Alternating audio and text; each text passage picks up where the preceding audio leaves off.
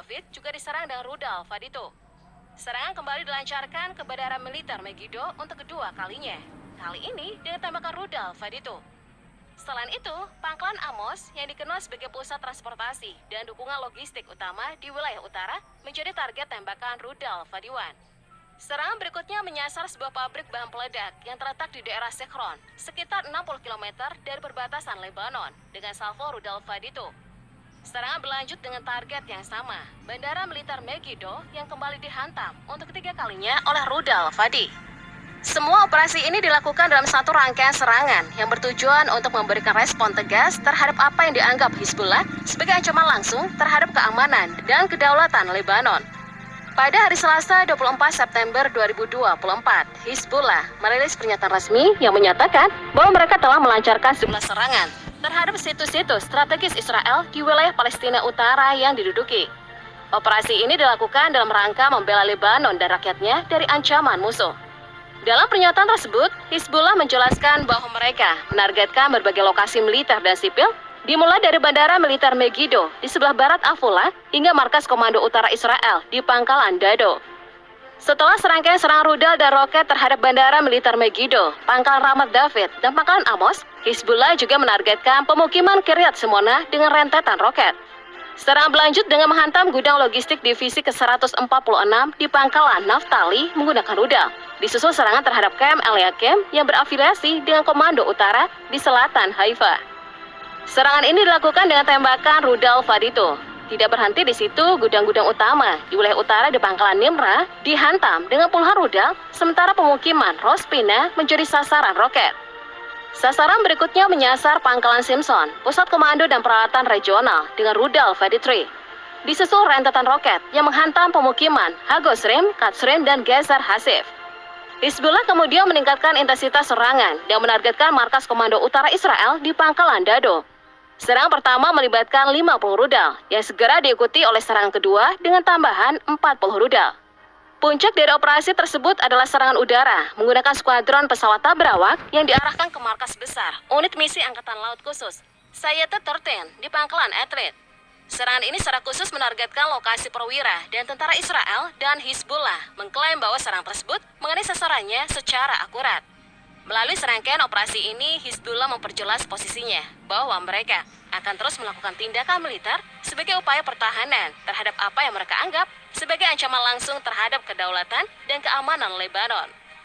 Bayangkan, markas besar unit artileri dan rudal Israel Defense Force yang sangat-sangat rahasia berhasil bocor ke Hizbullah. Tidak hanya bocor, tapi juga diserang dengan 20 roket oleh Hizbullah yang membuat markas besar tersebut tidak aman. Ini menunjukkan bahwa markas rahasia negara Zionis tersebut akan terungkap di tangan Hizbullah.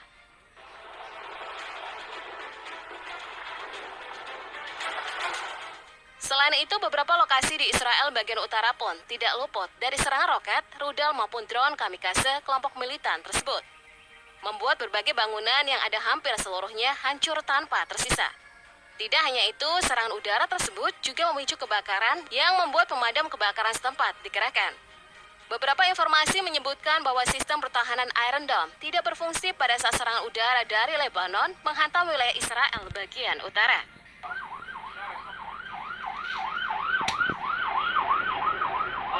Beberapa momen pun memperlihatkan bagaimana intensitas serangan udara dari Hizbullah di Lebanon semakin meningkat di Israel Utara. Beruntungnya, sistem pertahanan udara Iron Dome segera mencegah serangan tersebut. Namun juga serangan tersebut terus berlangsung. Ditakutkan rudal pencegat Iron Dome akan kehabisan hingga membuat roket maupun rudal dari Hizbullah akan terjun bebas ke darat Israel.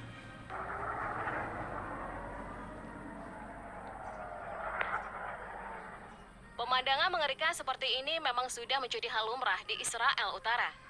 Terkhususnya di kota Safed, pada malam hari terlihat Iron Dome dengan sekuat tenaga menghalangi serangan udara dari Hizbullah di Lebanon. Meskipun ini sudah menjadi pemandangan biasa, namun serangan kelompok militan tersebut akan begitu menakutkan bagi sebagian orang di Israel bagian utara. Terlebih lagi, serangan tersebut dilancarkan pada malam hari sehingga peluncuran roket tersebut dapat terlihat dengan jelas.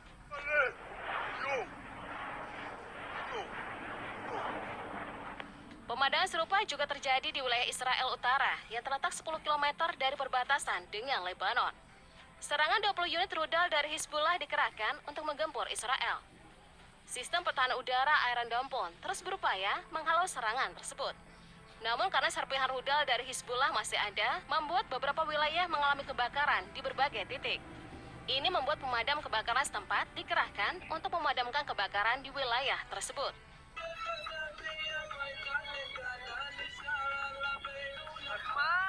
Meskipun malam sudah berganti pagi, Hizbullah masih tetap menjaga intensitas serangannya di wilayah Israel Utara, terkhususnya di wilayah Safed.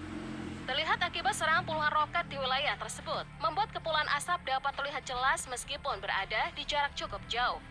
Tentu kepulan asap sebesar itu mengindikasikan bahwa serangan udara yang dilancarkan oleh Hizbullah pun benar-benar dahsyat.